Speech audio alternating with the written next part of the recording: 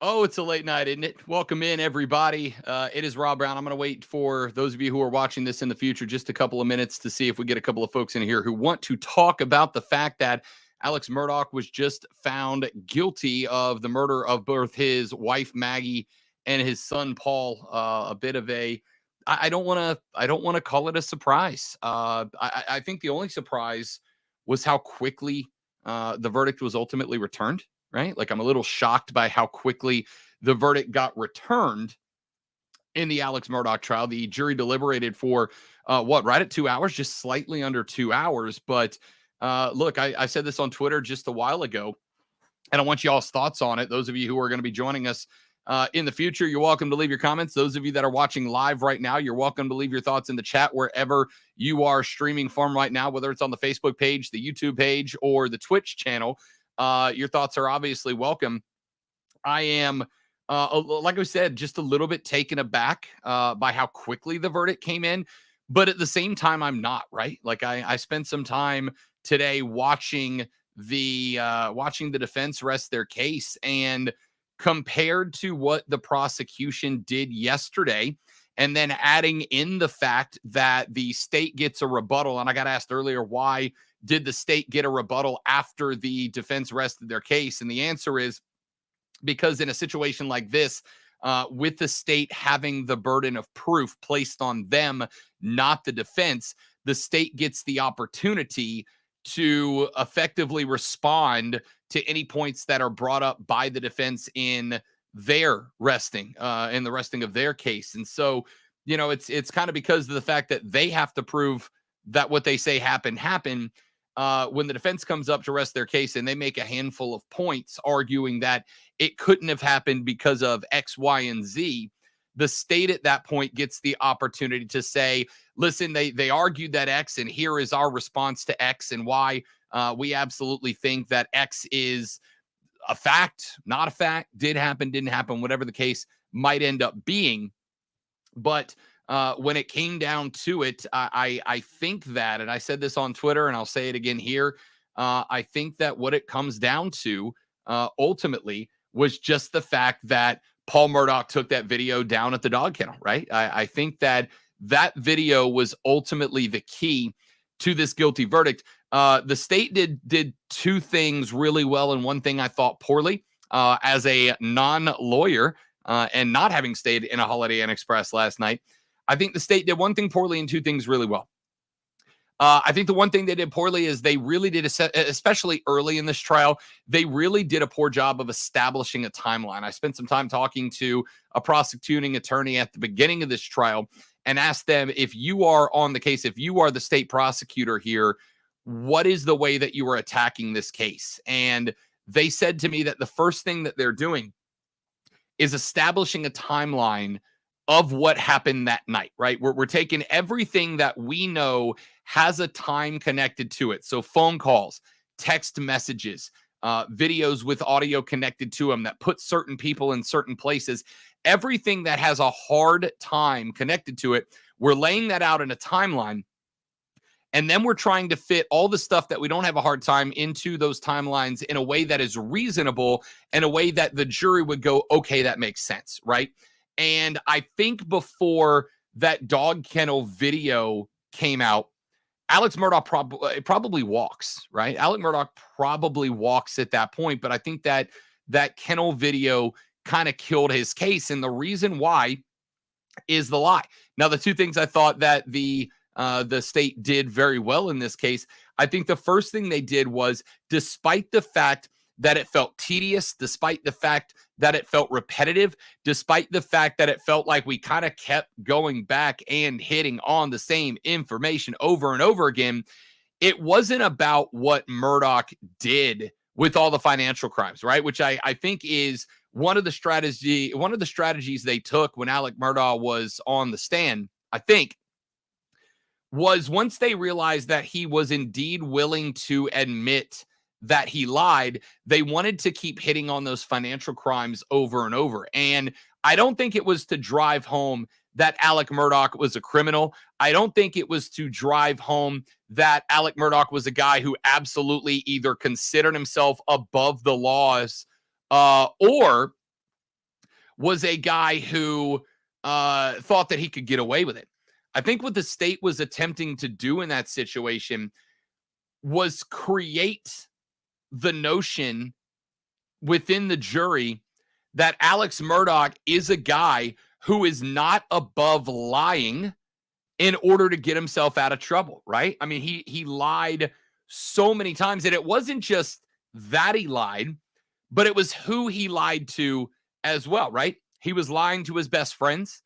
He was lying to his family members, both immediate and extended. He was lying to clients. And when I say clients, I'm not just talking about people he represented. I'm talking about people who were severely injured in accidents that Alec Murdaugh then went on to represent. We're talking about one young man who became a quadriplegic in an accident, and Alec Murdaugh not only stole from him, but lied from him. And I think what the jury was, or what the state was trying to accomplish there was to create the narrative that Alec Murdaugh is absolutely a liar, that he's absolutely willing to lie to the most unfortunate victims, right? Like, he is willing to lie to people who have not only lost their livelihood, he is willing to lie to people who have just lost family members, who have just lost parents, who have just lost the use of their limbs, to look them dead cold in the face and go, yeah, you're great, here's everything, and just straight up steal money from them. And what you were trying to do there was not even point out that Alex Murdaugh was a liar, but was create a situation where everything that Alec Murdaugh said when he took the stand in his own defense, the state prosecutors could come right back and go, how do you know any of that's true, right? He's willing to lie to people who lost their parents months ago. He's willing to lie to people that are direct family members. He's willing to lie to people who lost the use of their body in a car accident. He's willing to lie to his best friends. Do you really think that you are special? Do you really think that you are the like you're the group of people that Alec Murdaugh wouldn't lie to? And that way, when Murdaugh got to the stand and started providing explanations for different kinks in the story that the state had really tried to hook their talons into, the state was able to get right back up there on cross and just go, how do we know you're not lying, right? Like, how do we know you're not lying? We have proven a damn dirty liar, like a repetitive liar and a cold-blooded liar when it comes down to it, and establish that little bit of doubt within the jury that anything that Murdaugh had to say was a lie. And then you compound that with his lying to investigators early in the development of this case, right? Like I said on Twitter earlier, I've mentioned it a couple of times. I truly, genuinely believe that Paul Murdaugh solved his own murder. Fortunately, luckily, I think Paul Murdaugh solved his own murder when he recorded that kennel video, right? Because if that kennel video doesn't come out, then Alec Murdaugh's alibi of, I was at the house and I wouldn't have time to do X, Y, and Z makes a lot more sense at that point. But instead, what ended up happening in that situation was Murdaugh lied for a year and a couple of months about not being at the kennel. And then the kennel video comes out and shows, yeah, you are my guy. You absolutely were. That lie in and of itself, I think, probably got rid of a large probability that the jury would have considered reasonable doubt, right? If Murdaugh can say, yeah, I was at the house, I was taking a nap, I took a shower, I went to see my mom, I was a little confused why Maggie and Paul never answered their phones, but, at the same time, I didn't think anything about it. And the state had no way to pin him at the kennel, then he just simply has to say, I wasn't there. And if nobody can prove he was there, then you haven't proven it beyond a reasonable doubt. But the fact that Alec Murdaugh very clearly lied and got caught in the lie, and then immediately walked the story back and had to come up with a whole new scenario, when you compound that with the fact that the state did an excellent job of showing repeatedly how big of a liar Alex Murdaugh was, I think that's what made it so easy for the jury to convict so quickly, right? When they went to deliberations earlier this afternoon, I expected it to be a day, maybe two, before we saw the jury again. I expected it to take a couple of days of deliberation. The fact that as a matter of fact, I was sitting out in the living room with the lady friend, because we are now at the age where we watch murder trials and drink red wine together, and that's our date night. Hot, I know. We were sitting out there, and I was watching basketball. I was watching basketball because I didn't think that we were going to have a verdict that got returned that quickly. But when social media blew up that the jury had a verdict and they were ready to turn it in, I looked at her and went, he's guilty, right? He's guilty. I can't imagine a scenario. And I've honestly, I've never actually done jury duty. Certainly never done it for a capital crime, right? Or murder charge. But I can't imagine a situation where the jury goes back in the room with all of the lies, with all of the twist in the story, with all of the, certainly there was a lot of circumstantial evidence, right? Like, nobody's arguing that the majority of this wasn't circumstantial evidence. It obviously and evidently was. But as you heard the state prosecutor argue, as you heard Waters argue in his final discussion, circumstantial evidence is evidence, and circumstantial evidence is good evidence. It is the same as any other hard evidence, any test results, etc., as long as the circumstantial evidence is able to tie the story together, all fit within the story together or not. But if you start having circumstantial evidence that conflicts with each other, then you have a problem. But with them bringing all the circumstantial evidence in and all of it lined up within the timeline that they built, even if they did a bad job at building that timeline earlier, I thought they did a much better job in the closing arguments about establishing that timeline. But once they started to establish that timeline and all that circumstantial evidence, like building blocks, like one of those children's toys where you got to dump the plastic piece shaped like a star into the star hole and the circle piece into the circle hole, when all of those things begin to fit into the timeline, and then they were able to point out the kennel video and the fact that Alex Murdaugh very clearly lied, and not just at the scene, right? Because I even think as a defense attorney that it would be reasonable if your client was caught in a lie at the scene of a crime involving the death of a family member, where he was holding a gun, even if it was not involved, which the shotgun Murdaugh had was not involved in the shootings.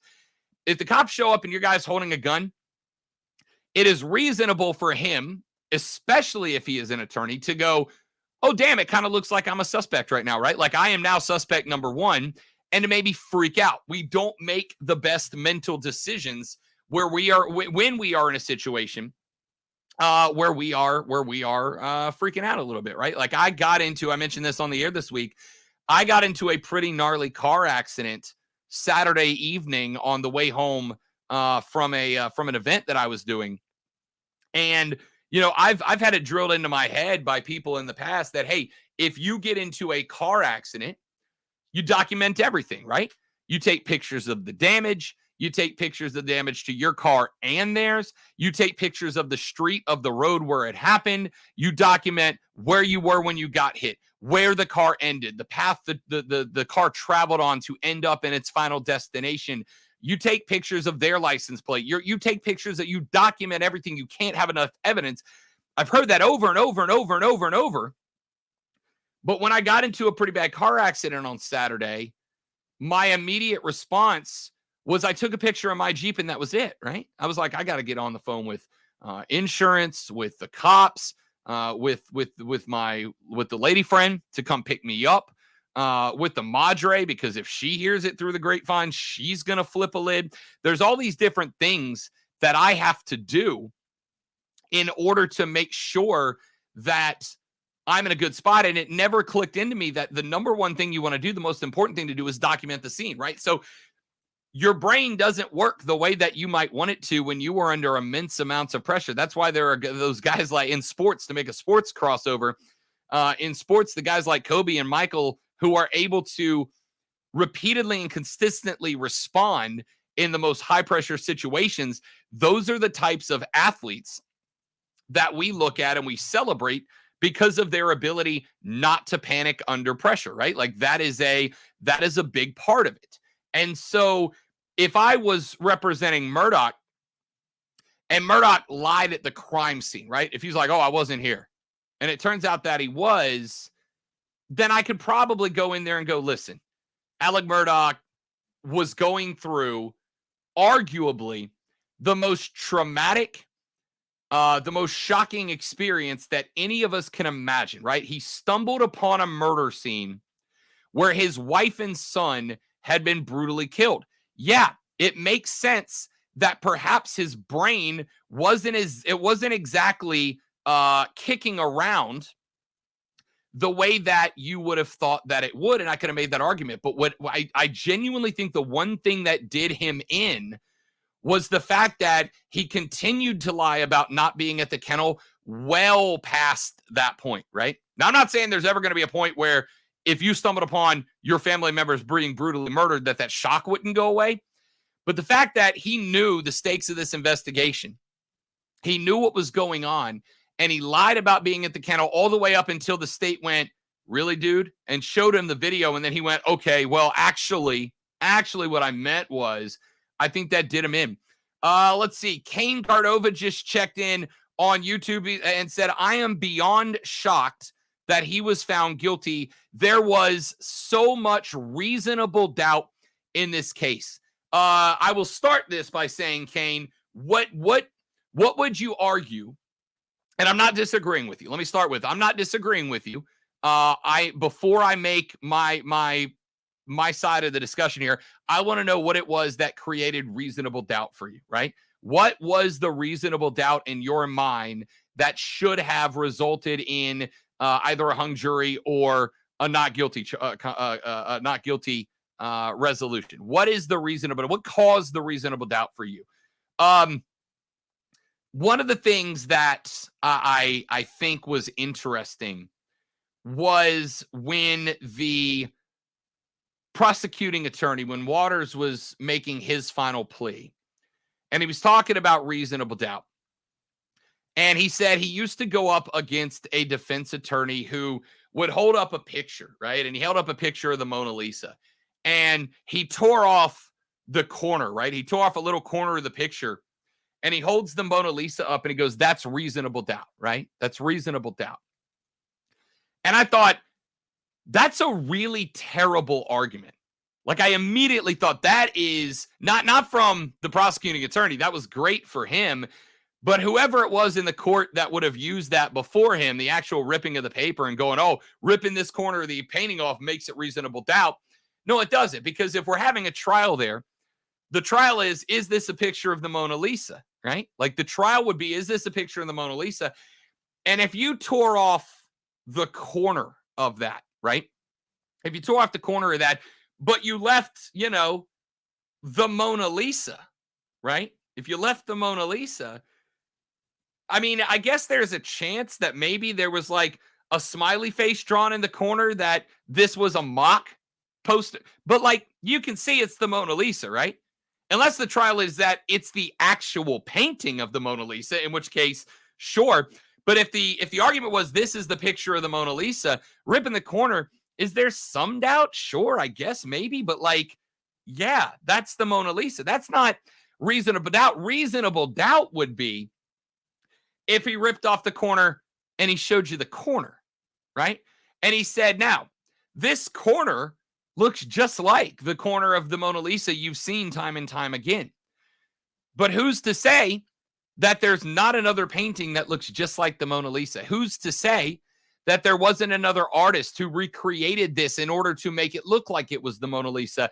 Reasonable doubt would be the corner of the Mona Lisa, not the actual painting, right? So I thought that was a bad argument, right? I thought that was a bad argument, and it was a bad argument from the attorney that Waters took it from, not from Waters himself. I think it was actually a great argument from Waters to point out that reasonable doubt means that there is, to me, and I think this is to some degree subjective, reasonable doubt to me says that there is at least one competing theory that makes as much sense and holds as much water as the theory that the state is floating or that the prosecution is floating, right?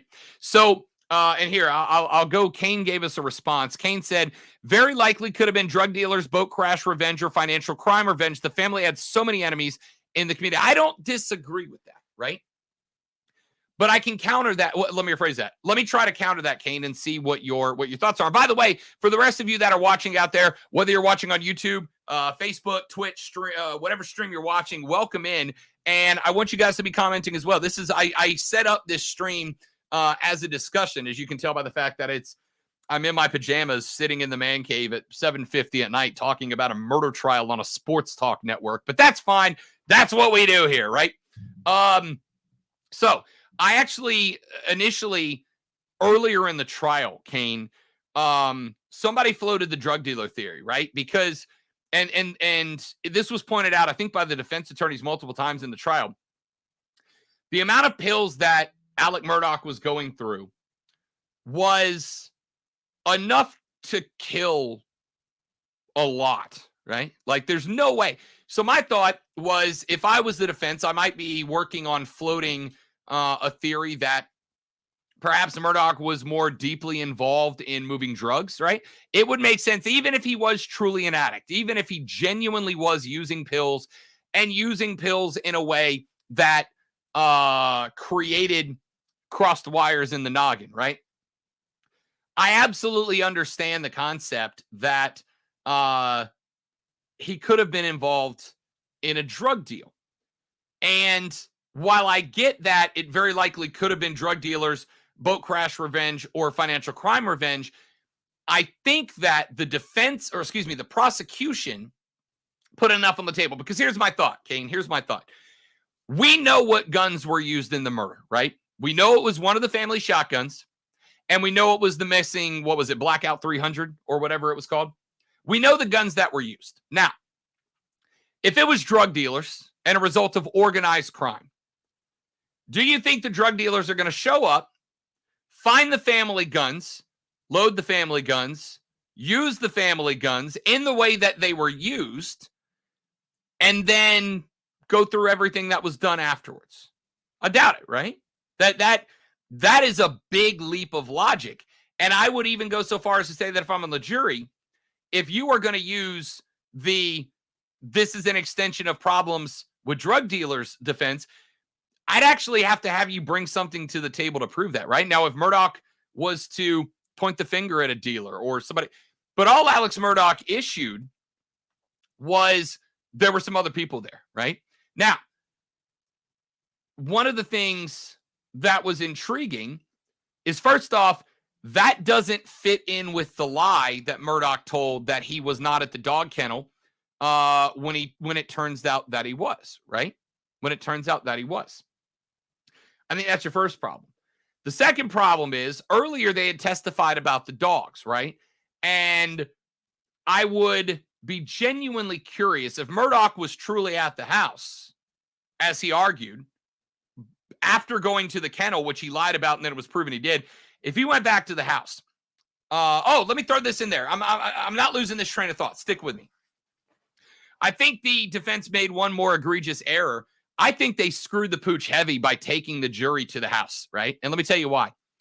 I had seen a lot of diagrams about the house, about the kennels, about how they were located on the property at Moselle, et cetera, et cetera. A lot of diagrams, but when I saw the actual pictures of the property, I was kind of blown away, right? By two things primarily. The first thing that really blew me away was how close Paul and Maggie were to each other when they died, right? Based on the diagrams, which the prosecution pointed out using diagrams, these are not to scale. And I don't think the pictures really did justice. I really thought that there was a pretty good range of distance between where Maggie and Paul both fell, right? Turns out it was like 12, 15 feet. And we know Maggie was making her way back towards her son, right? Like, she heard what was happening and started running that way. And then I think when you add into the fact that neither one of the two of them had any defensive postures after the forensic analysis, I absolutely subscribe to the theory that they were taken aback by the shooter himself, right? Now, that's not to say they definitely knew who it was, but I think they would have been a bit taken aback by the shooter themselves, right? So to me, that holds a little bit of water. The second thing, if you are looking at the pictures of the property, was how close the kennel is to the house where Alec Murdaugh said that he was when the murders happened. Now, I hunt, not as much as I used to back when I lived in Florida, but I hunt. I turkey hunt. I have shot similar shotguns to the one Murdaugh is alleged to have used, and I have shot them with birdshot. They're loud. Based on what I saw in the pictures after the field trip to the Moselle property, there is, unless he was just stone cold knocked out asleep, about a 0% chance that Murdaugh didn't hear certainly the shotgun blast, but definitely multiple shots out of the blackout rifle, right? It makes sense to me that if Murdaugh was truly at the house, he would have heard the shots and known what was happening, as opposed to leaving to Alameda to go see his mom, right? Like, I've been hunting. When you are in the woods, and these houses are in the sticks, right? We saw the pictures. These beautiful property, but they're way out in the sticks. I have been hunting. I have been hunting on properties of plus 1,000 acres. You can shoot a shotgun 100 acres away, and if you're in the woods, you hear it. Okay, they're loud. There's unless, again, now if he'd have said I was jamming in my Bluetooth speaker in the shower, man, I was playing some AC/DC, I didn't hear that. All right, like, there you go. But they never argued that, right? That was never a part of the argument. Kane says the only way I could see it was him is if he hired people to do it. Use of 2 guns by one person makes no sense. Ordinarily, Kane, I would agree with you. Ordinarily. And by the way, if anybody else is watching and you want to drop a comment in here and have the conversation, you guys are more than welcome to do it. Ordinarily, I might agree with that, right? Like, why would you bring 2 guns and change it up? But Murdaugh's not an idiot. Scratch that. I think Murdaugh kind of is an idiot. Okay, I think Alec Murdaugh is kind of an idiot, but he's not an idiot, if that makes sense. Alec Murdaugh, based on the kennel video and the lie he told about that for a month and a couple of for a year and a couple of months leading up to the discovery and the release of the kennel video, right? Alec Murdaugh was trying to build an alibi from the minute the cops got there, right? From the minute the cops got there, Alec Murdaugh started building an alibi, which meant that Murdaugh knew, if this theory is correct, Murdaugh knew at that point that he committed the murders, allegedly, well, convicted now, that he had to do it in a way that there was plausible deniability on his part, right? Being away, so committing the murders, leaving, coming back later, and discovering the bodies is a good way to come up with the alibi of you not being there. And using 2 guns is a smart way to do it, right? It's a smart way to do it. To take a shotgun blast to the first victim, pow, knowing the second victim is out of direct visual contact, but close enough that they will be involved. The story, obviously, is that he shot Paul. He went to set the gun down.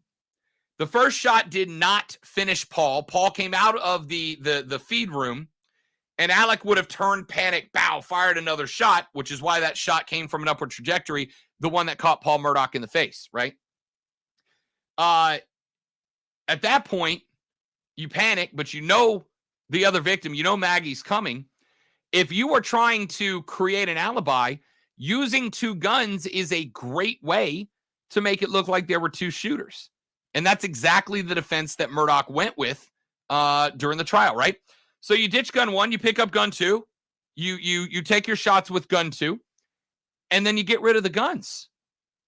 That I'm going to respectfully disagree, Kane.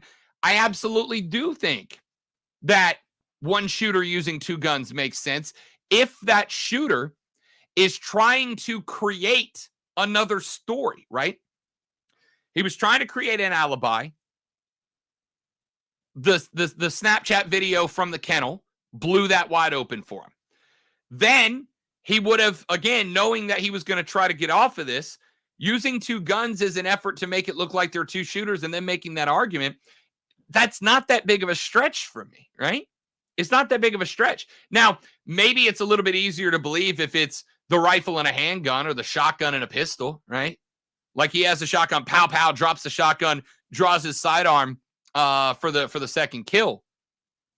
But realistically speaking, using, by the way, two guns he's very familiar. That's the other aspect of this, right? These are two guns he's very familiar with. These are his family's guns. He would have been around this shotgun and that blackout 100,000 times in his life, right? 100,000 times in his life. So not only would he have been using two guns, but he would have been using two guns that he was spectacularly familiar with. Familiar with. In fact, it makes more sense that he would have used two guns, being that they were effectively his guns, right? If I am going to go use two guns, I want to make sure that the two guns I'm using, I am very familiar with. I know how they operate. I know how they're sighted in. I know how they fire. I know the sound. I know the feel, right? Because I know if I'm in Alex Murdaugh's spot, I know I got to get multiple shots off, and I got to get multiple shots off quick, right? So I want to be wildly familiar with the guns that I'm going to use, because what happens, theoretically, what happens if Murdaugh gets the shotgun blast off, goes to switch to the blackout, Maggie sees what's happening, she takes off into the woods, and Alex can't find her. He's done, right? She takes off with her phone, she sprints in the wood, Alex goes after her, can't find her, she calls 911, he's done, out of the gate. So it would make sense that he would want to be super familiar with the guns, and that's also why it makes sense that all of a sudden the guns were missing. The guns were gone. Of course he got rid of them, if that is the case. Kane says the three of them in that video were so carefree. How could he go from that demeanor to kill them seconds later? Okay, let me tell you a quick little story. And I'm respectfully, I'm unfamiliar with you, so I don't know if you just kind of stumbled across the YouTube, if you know my show, if you know me as a host or whatever. First off, glad to have you here. Thanks for stopping by. Thanks for being active in the chat with us, and the rest of you guys. I want you active in the chat as well. And for the record, if you are responding, I know there's been some problems with StreamYard lately as far as people leaving commentary on different destinations and those chats not showing up in the stream. So if your chats are not showing up in the stream right now, tweet them to me at The Rob Brown Show, at The Rob Brown Show, if you are on Twitter, or go to facebook.com/thefanupstate, facebook.com/thefanupstate. You can subscribe to that page, watch the YouTube channel there, and I know we can get comments from that Facebook page. So go there, and that way we can get your chats here in the chat section as well. Kane, I don't know how familiar you are with me, if at all, or if you just kind of stumbled across this. Again, glad you're here.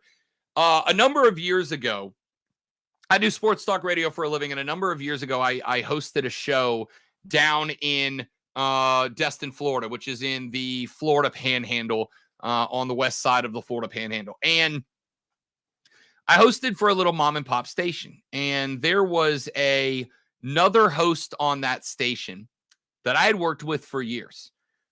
Considered that host a friend, considered him a colleague, considered him, honestly, the reason that I got into radio. One of the two biggest reasons I got into radio, and to some degree out of the gate, a bit of a mentor, right? Like, he taught me how to do radio to some degree the way that I do radio now.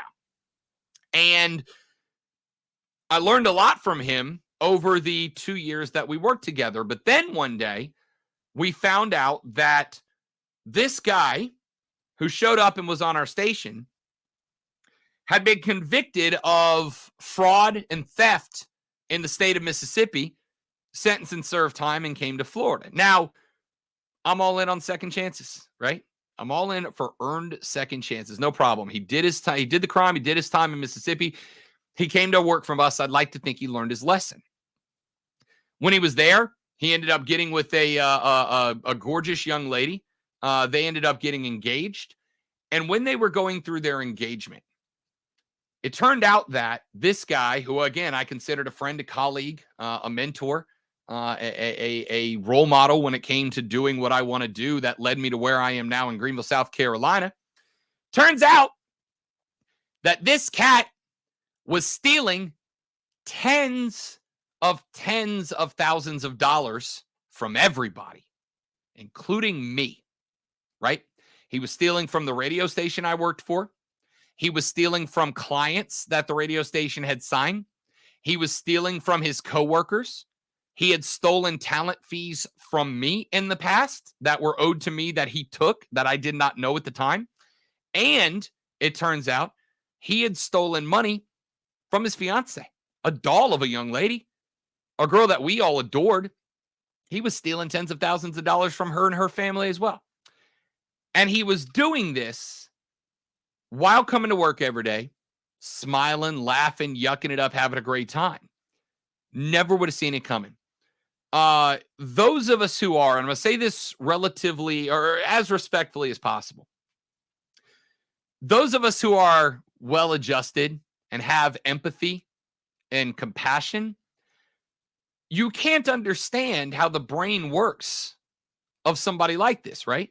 You can't understand how the brain works. How can a guy go from being so carefree to being a convict, to being somebody who actively physically hurts other people? And the answer is sometimes you just can't understand people, right?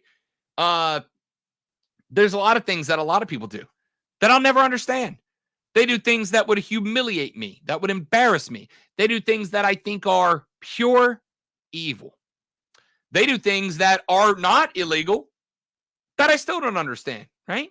Now, I try not to judge those people, right? Respectfully, polygamist. I'll never understand it. I will never understand polygamy. Does that mean I think people shouldn't be allowed to do it? Nope, that's another stream for another time. But I'll never understand polygamists. I'll never understand how somebody can share the most intimate moments with multiple people. I don't get it, right? I don't know if it's a product of my race or what, but I'll never understand it. Sometimes you just cannot understand people.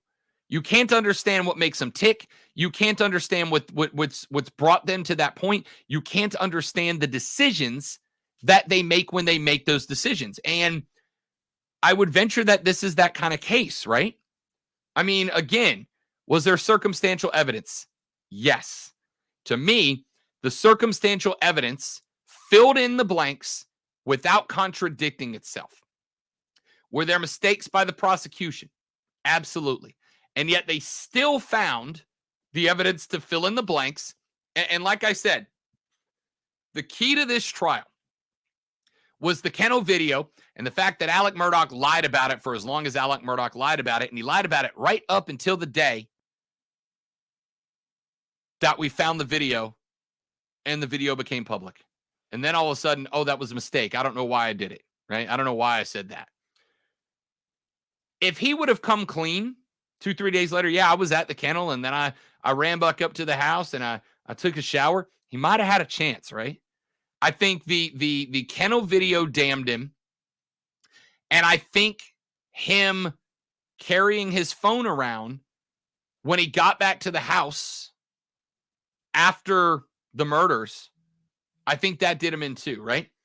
Because and again, this was I think an excellent find and illustration by the prosecution. The fact that Alec Murdaugh is not a guy who takes 380 steps at any given time, right? I mean, they were able to track his movement via his cell phone for how many days in a row, and there was never a point in time where Alex Murdaugh was spinning that many circles that quickly, and he allegedly did it in a 20-minute time span just at the house after he had showered and napped and when he was getting ready to go see his mom. Now, the story about going to see his mom, I am happy to accept that as true, right? Obviously. But you got to explain to me why it is when between work, personal life, home, you never took 380 steps or whatever that number was. I don't remember off the top of my head. And then all of a sudden you did, and you did so in a time that coincides with the time of the murders. And you did so at a point in time that coincides with the murders that you've already been caught in a lie with about where you were and what you were doing, and you do so at a point in time that coincides with the murders that you've already lied about where you were and what you were doing, and we can't find the clothes you were wearing. We can't find the guns that were used. Maggie's phone was gone. You see what I'm saying? Like, that's all circumstantial evidence. The clothes being missing is circumstantial. There's any number of reasons that Alex Murdaugh might have getting rid of that shirt, right? He could have just said, when I got back to the house from the kennel, I saw my shirt. I must have ripped it down at the kennel because it had a big old hole right down the front. And I just decided to throw it away, right? I just got rid of that shirt because it had a big old hole in it. That's circumstantial. It's circumstantial that Alex Murdaugh walked 380 steps or whatever that number was around his house after he left the kennel. That's circumstantial evidence, right? If it's in. It's circumstantial that the 300 blackout gun went missing. It could have been sold, right? It could have been taken by SLED and they lost it in the cataloging of evidence from the scene. We already know that SLED made a couple of mistakes at the Moselle property investigating the murder. Could have been taken by SLED, improperly cataloged, lost in the rank and file of the investigation. There's any number of reasons that gun is MIA. But when you take all these things and you stack them up on top of each other like Legos, they all fill in blanks in a timeline, right? And so ultimately the jury was told a story by the prosecution that Alex Murdaugh threw all the financial crimes. Again, it wasn't about pointing out the financial crimes. Why would they keep going back to the financial crimes so many times? How many times did the defense appeal or object to questions because they're like, why are we doing this again? The answer as to why the prosecuting attorneys kept going back to the financial crimes is to establish one fact, that Alex Murdaugh can look the face of teenage girls who lost their parents and lie to them. He can look into the face of a man who is now a quadriplegic because of a car accident and lie to him. He can look into the face of his legal partners and lie to them. He look into the face of his best friends and lie to them. He can look into the face of his immediate family members and lie to them, his extended families, and lie to them, right? All of those financial things were brought. Yes, it was brought up to point out that the house of cards around Alex Murdaugh was imploding, sure, right? And the boating accident with Paul Murdaugh was no different, because that boating accident was set to go to trial very soon here. And that would have been another blow to the Murdaugh family name, which obviously was important to Alex. But the house of cards was falling, and they wanted to show that, but they really wanted to show that Alex Murdaugh, if Alex Murdaugh can look into the face of a pair of not even 18-year-old teenage girls who had just lost their family members in a car accident and lie bold-faced to them, of course he can lie to a jury, right? Of course he. And they pointed that out and they proved it. Then they went to the night of the shooting and they took all the circumstantial evidence from there. The shirt missing, circumstantial. The number of steps taken after the time of the murder, circumstantial. The guns missing, circumstantial. All of that is indeed circumstantial evidence. But then they stacked them, and they stacked them in such a timeline that it made more sense than it didn't, that went together, right? If I rip up the Mona Lisa into 10 pieces and I throw it on the table ahead of you and I don't tell you what it is, and you start to piece it together, and let's say I give you 8 of the 10 pieces, and the 2 that are missing are the face and the hands of the Mona Lisa, right? I give you those pieces and you build it together, and you get the 8 pieces put together, but there's a chunk in the middle, and then there's a chunk in the middle at the bottom. Even though all of that, in my illustration, I think would be considered circumstantial evidence, and even though you are missing 2 enormous pieces of evidence, that being the main subject of the picture, you can see what it is.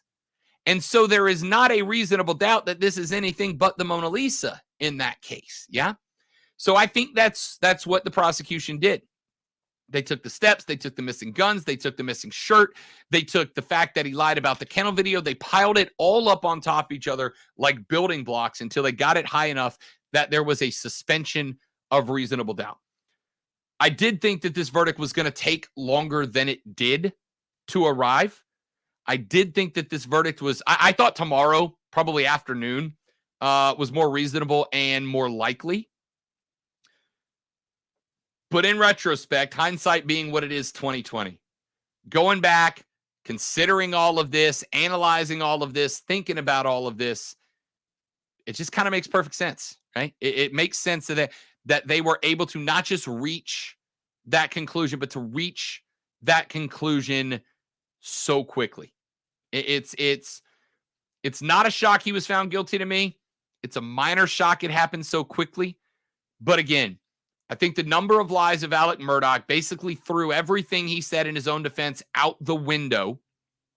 And I think the state did a good enough job of building the timeline and then taking all the circumstantial evidence to plug into that timeline and show none of it contradicts each other. None of it butts up against each other. None of it changes the scenario of the timeline, right? Well, if you did this circumstantial evidence doesn't fit there, we throw it out. It all weaved up to the belief that Alex Murdaugh committed the double homicide of his wife and his kid. I'll tell you what, I'm going to go ahead and call it right there, ladies and gentlemen. Kane and everybody else that's been commenting, I appreciate you guys.